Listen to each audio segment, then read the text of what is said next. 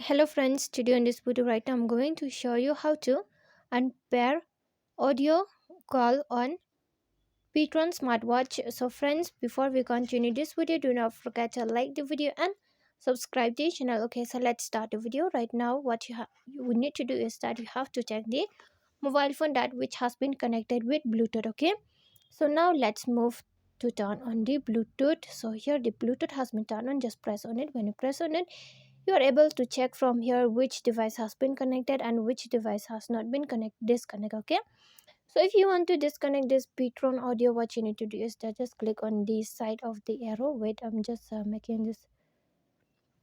Just click on the side here arrow.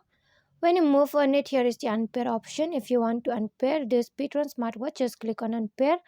Then after that, this smartwatch will be unpaired. See, it has been unpaired. You can unpair the smartwatch audio. Okay, and if you want to unpair the even the watch also, this one is the ptron watch, you can unpair it by just clicking on this side and click on unpair. See, it will be unpair. Okay, you can unpair it like that. Okay, if you want to unpair this ptron smartwatch Force X11. So friends, if you love the video, do not forget to like the video, share the video and subscribe to the channel. Friends, thanks for watching.